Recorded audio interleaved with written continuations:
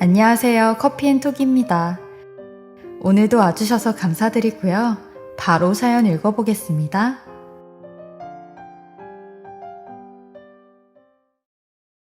안녕하세요. 서울에 사는 30대 여자입니다. 저는 유아 시절에 돌발성 난청을 앓으면서 청력 기능을 90% 이상 손실했습니다.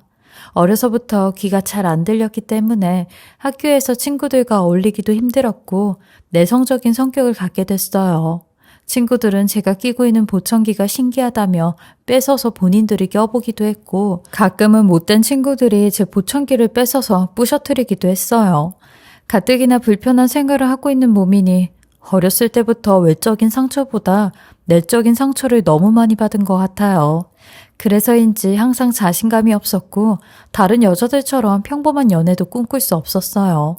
그런데 29살이 됐을 때 마치 한 편의 영화처럼 남편이 나타났습니다. 남편은 저희 집안과 아는 사람의 지인이었는데 우연히 제 이야기를 전해 듣고선 저를 소개시켜달라고 했다는 거예요. 제가 가진 장애를 알면서도 저를 만나보고 싶다고 말한 남편이 제 인생의 구원자처럼 느껴졌습니다. 그렇게 저는 태어나 처음 해보는 연애에 푹 빠지게 됐습니다. 남편은 만난 지 반년도 지나지 않았을 때 결혼 얘기를 꺼냈어요. 특히 저희 부모님에 대해 많은 것들을 궁금해했었죠. 저희 부모님은 두 분 다 사업을 하셔서 어려서부터 집은 꽤 넉넉한 편이었습니다. 남편을 만나 하루가 다르게 밝아져가는 저를 보면서 저희 부모님도 점점 마음을 놓으셨고 저만큼이나 남편을 예뻐하고 챙겨주셨어요. 그렇게 저희는 결혼까지 하게 됐습니다. 소리를 잘 들을 수 없는 저를 위해서 남편은 사랑한단 말을 눈빛으로 표정으로 매일같이 표현해줬어요. 늘 귓가에 대고 크게 얘기해야 하는 불편함이 있었지만 굳이 오랜 대화를 나누지 않아도 충분히 행복한 시간들을 보냈어요. 그런 남편의 모습에 감동한 저희 부모님은 강남에 아파트를 한 채 사주셨습니다. 그리고 신혼생활을 시작했는데 역시나 남편은 결혼을 해서도 저한테 참 잘했어요. 사랑한다는 말도 밥 먹듯 해주고 제가 불편할 만한 것들은 전부 다 대신해 주었죠.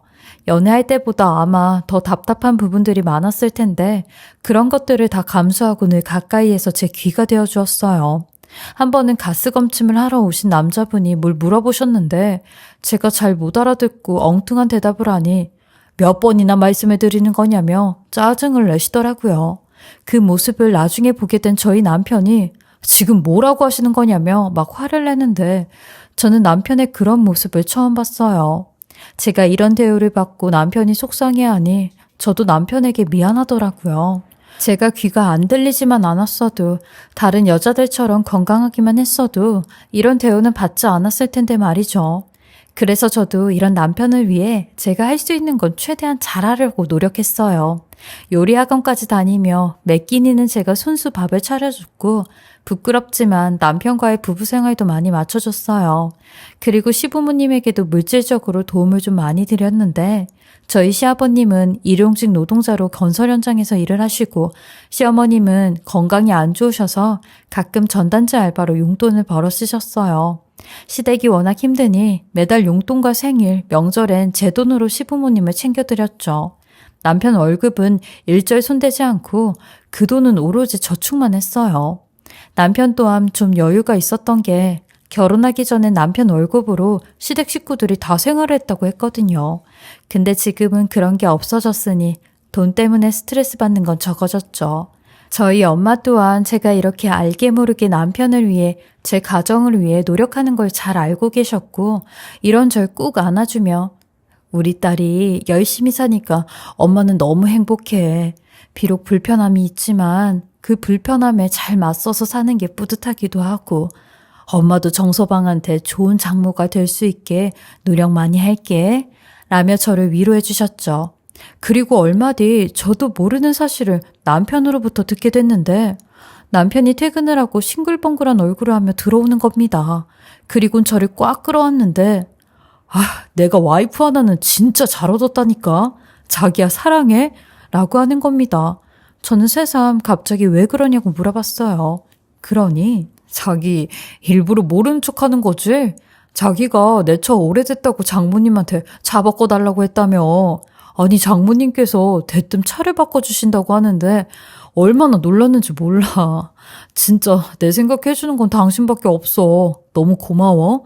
라는데 저희 엄마가 저 몰래 제 기 살려준다고 남편에게 차를 바꿔주겠다고 하셨더라고요. 남편이 저한테 희생하는 모습을 보고 엄마도 나름 애를 써주시더라고요.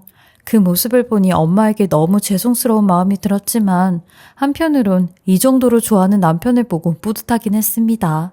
그렇게 남편은 저희 부모님 덕에 새 차까지 뽑고 그 차로 열심히 저를 데리고 다니며 드라이브도 다녔어요.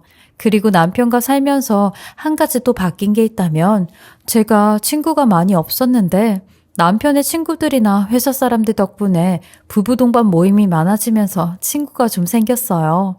워낙 남편이 저와는 다르게 사교성도 좋고 주변에 사람도 많아 활동적이었어요. 근데 이런 남편도 미워하는 사람이 딱 한 사람이 있었는데 그 사람은 바로 같이 일을 하는 동기 직원이었습니다. 어느 날 남편이 씩씩대며 집에 들어와 또 그 동기 직원의 흉을 보는데 그 사람이 워낙 유학파에 영어도 무척 잘해 직장 선배들이랑 상사한테 이쁨을 독차지한다고 하더라고요. 저도 그 동기를 알긴 아는데 그 정도로 잘난 척을 하는 사람 같지는 않았거든요. 회사에서 하는 송년회 때 아주 잠깐 보긴 했었는데 이상하게 남편은 그 사람을 되게 미워했죠. 그러면서 자기는 영어 실력이 부족해 직장에서 무시를 당한다며 기분이 나쁘다고 씩씩거리더라고요. 남편이 원래 자존심이 강해 그 일로 상당히 스크래치가 난 것 같았어요. 남편은 어느 순간부터 이것 때문에 스트레스가 받는다며 직장을 관두니 때려치우고 싶다니 그런 말들을 입에 달고 살았어요. 그래서 저는 그런 남편을 어르고 달래 영어 학원에 다니든지 스터디를 하든지 영어 공부를 해보라고 했어요. 제가 직장 생활을 하는 사람은 아니었지만 남편의 심정이 이해가 안 가는 건 아니었거든요.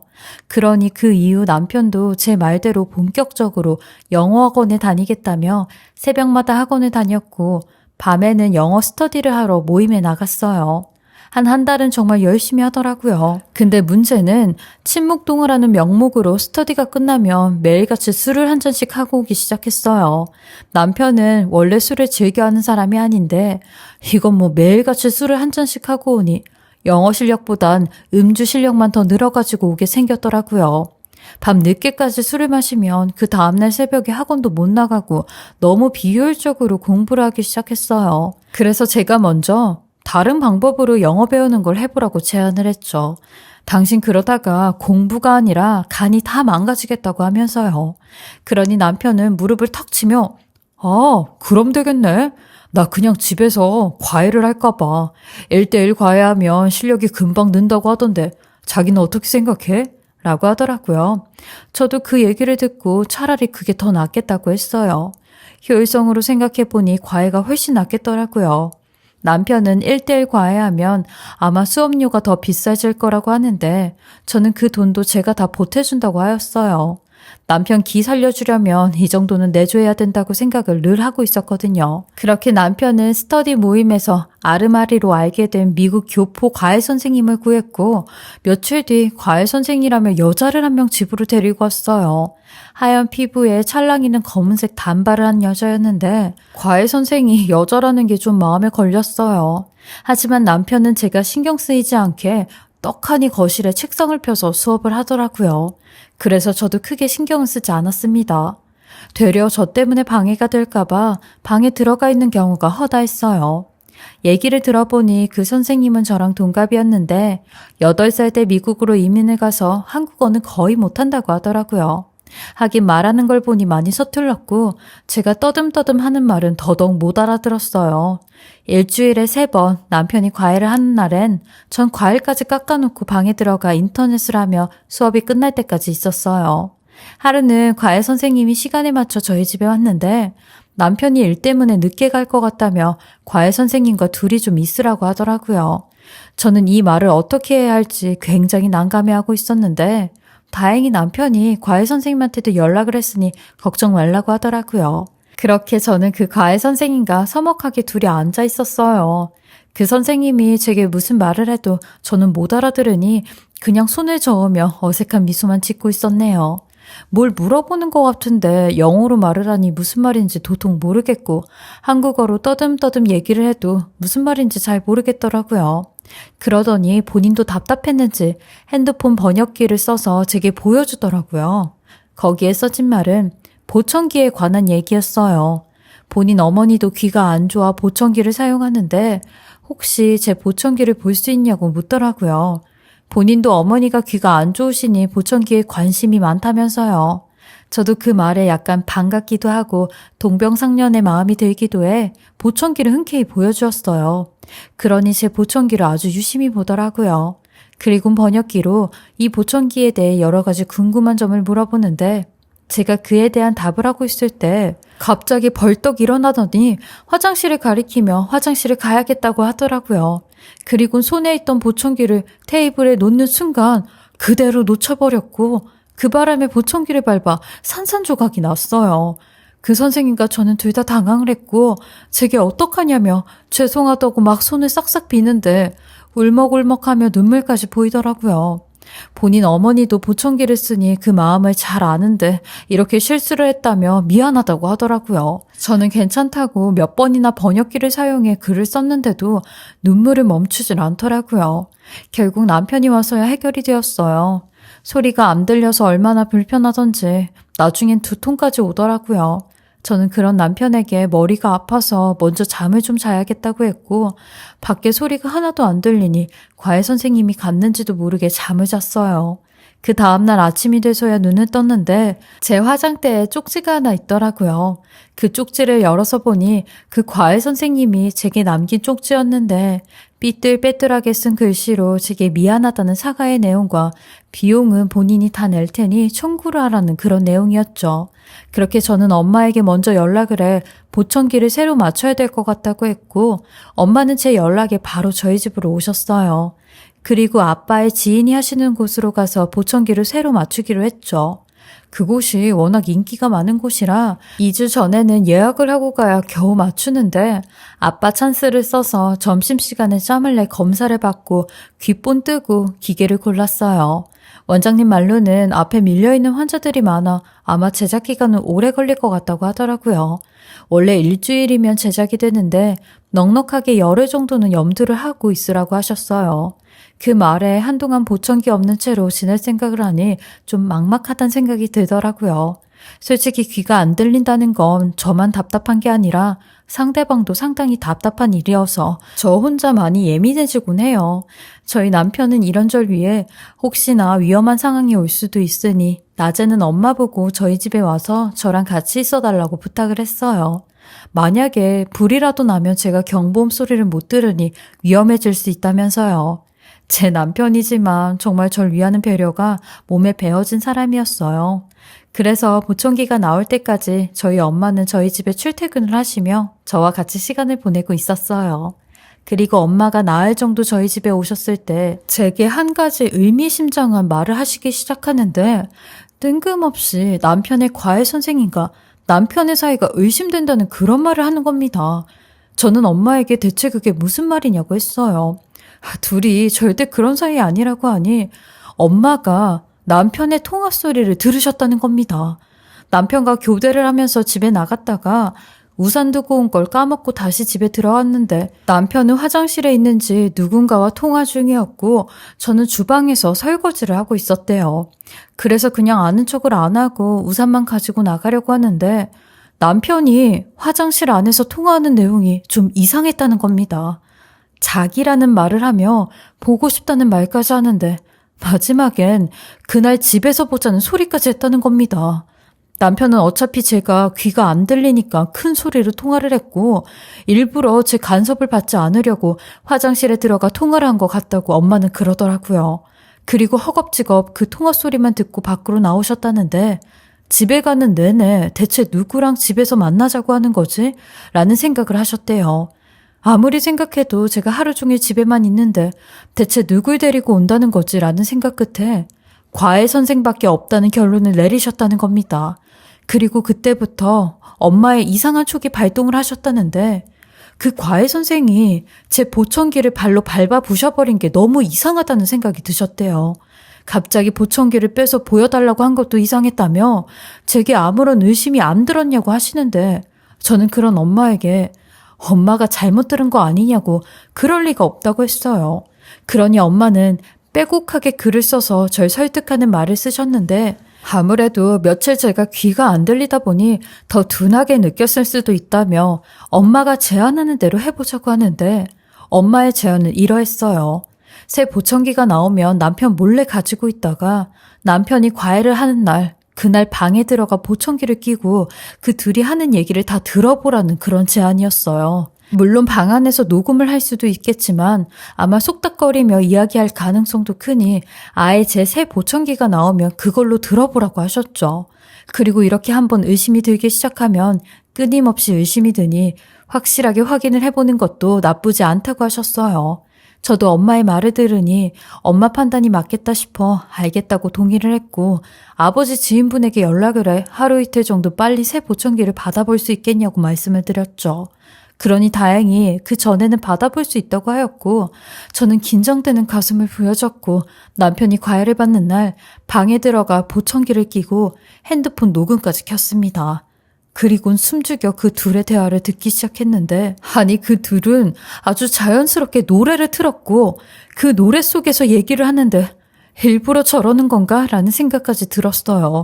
저렇게 노래를 틀어놓고 소곤대며 얘기를 하니 도통 들리지가 않아. 어떻게 하면 저 둘의 대화 내용을 들을 수 있을까 싶어 엄마에게 연락을 했어요. 그리곤 관리사무실에 전화를 하라고 했죠. 아래층에 사는 사람인데 노랫소리가 너무 시끄러워서 노래 좀 끄라는 컴플레인 전화를 하라고요. 그러니 곧이어 인터폰이 울렸고 노래 좀 끄라는 경비 아저씨의 목소리가 들렸어요. 그러니 금세 집이 조용해지더라고요. 그리고 듣게 된 그 둘의 내용은 정말 충격 그 이상이었습니다. 한국말을 전혀 못한다는 그 여자는 아주 또박또박한 발음으로 남편에게 말을 하기 시작하는데 자기야, 이렇게 만나는 것도 너무 좋다. 맨날 밖에서만 만나다가 집에서 만나니까 얼마나 좋아? 이 집이 우리 집이었으면 좋겠다. 라고 하니 남편은 그러니까 이 집이 우리 집이었으면 얼마나 좋아. 우리 조금만 더 참자. 저 귀머거리 집안 돈 내가 있는 대로 다 뜯어내고 저 귀머거리랑 헤어질 테니까 조금만 더 견뎌보자. 응? 그래도 저 귀머거리가 보청기가 없으니까 우리 세상 같지 않아? 나도 저 답답이랑 살다가 일주일에 3번 우리 자기 보는 날이면 너무 행복해. 저 등신 같은 여자랑 사는 게 내가 얼마나 힘든지 알아? 어딜 나가도 등신같이 못 알아쳐듣고 말도 어버버하게 하는데 너무 쪽팔려. 그리고 그 귀에 보청기 낀 것도 얼마나 쪽팔린지 알아? 사람들이 다들 이상하게 쳐다보잖아. 근데 쟤는 모르나 봐. 그게 뭐 자랑이라고 귀에 꽂고 다니냐고. 저건 진짜 집에 돈만 없었으면 완전히 사람 대우도 못 받는다니까. 그나마 집에 돈이 있으니까 나라도 사람 취급해주지. 아유, 진짜 저런 게 등신이지 뭐야? 하며 깔깔대고 웃는데 저는 그 말에 손이 파르르 떨렸고 심장이 미친 듯이 뛰어 숨도 제대로 안 쉬어졌어요. 어떻게 믿었던 남편이 저런 말을 할 수 있는지, 그동안 제기했던 그 모든 건 다 거짓이고 가짜였는지 그 말에 화가 치밀어 올랐어요. 모든 게 돈 때문에 저와 결혼을 했다는 사실에 증오심이 들끓어 눈물도 나지 않았죠. 그리고 그 둘은 이내 스킨십하는 소리가 나는데 남편 놈이 그 여자에게 우리 방으로 들어갈까? 라고 하더라고요. 그러니 그 여자도 그래 얼른 갔다가 나오자 라는데 제가 버젓이 안방에 있는데도 저런 미친 짓을 한다는 게 너무 치가 떨렸어요. 당장이라도 나가서 난리를 치고 싶었는데 더 확실한 증거를 찾기 위해 지하 주차장에서 대기하고 있는 저희 부모님께 연락을 했고 지금 바로 올라오시라고 했어요. 그리고 현관문 따서 서재방으로 들어가시라고 했죠. 그러니 얼마 뒤 저희 부모님이 오셔서 그 둘이 있는 방에 들어가 모든 장면을 동영상으로 촬영했고 남편 놈을 밖으로 끌어냈어요. 그리고 그놈 얼굴에 새 보청기를 집어 던졌고 저는 더듬거리는 목소리로 니네 둘이 하는 대화 내 2귀로 직접 다 들었고 녹음까지 했다고 했어요. 그리고 이렇게 네 더러운 속내 알게 된 이상 가만히 안 둔다고 고래고래 소리를 질렀죠. 너한테 줬던 모든 거 다 빼앗고 네 직장까지 찾아가서 박살을 낸다고 했어요.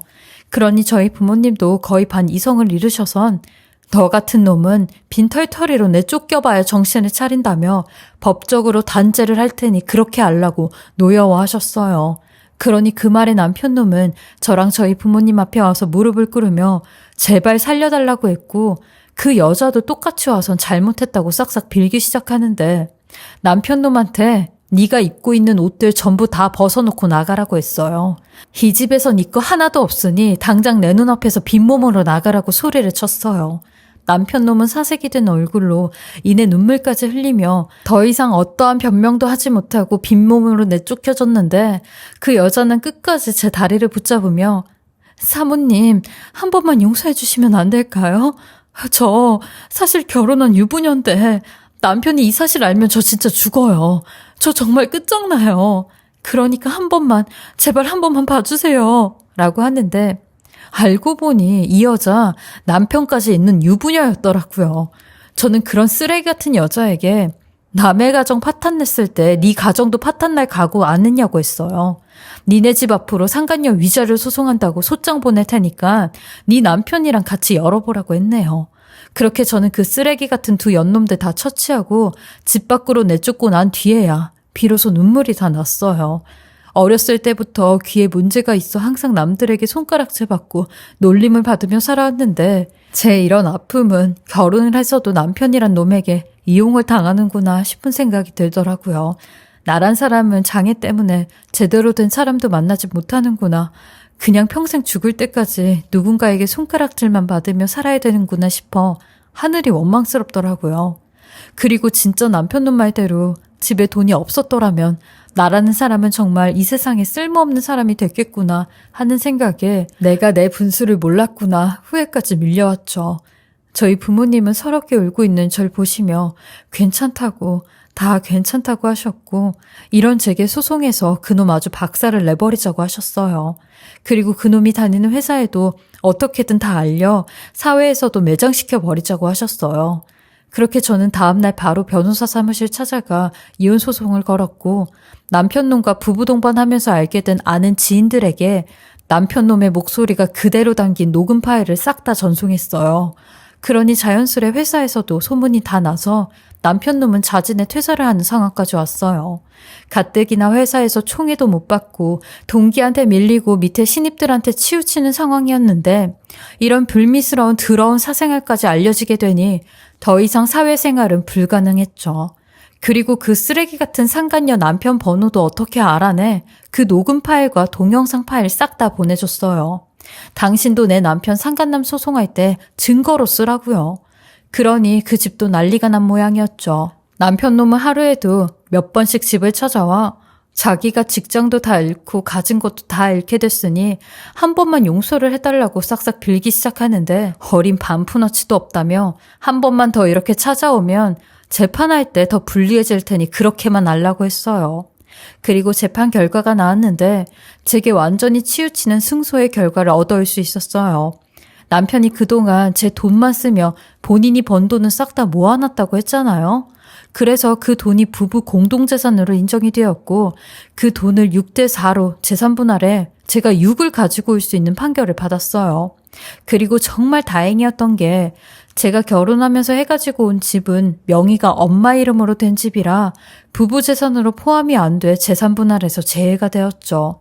저희 부모님이 선견지명이 있으셨는지 몇 년 살다가 집 명의를 저희 부부 공동명의로 바꿔준다고 하셨거든요.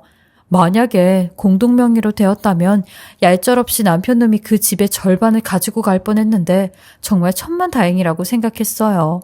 그렇게 저는 그놈과 깔끔하게 소송해 위자료까지 다 받아내 이혼하게 되었어요. 그리고 그 상간녀한테도 위자료 소송에서 받아낼 수 있는 만큼 싹 다 받아냈는데 그 여자는 저 때문에 본인이 이혼하게 되었다며 나중엔 적반하장으로 개거품을 무는데 나 건드리면 네 눈엔 피눈물 나는 거야 라며 평생 남의 남자 뒷공무니만 따라다니며 발발거리는 주제에 어딜 나랑 대화를 섞으려고 하냐며 더럽다고 했네요.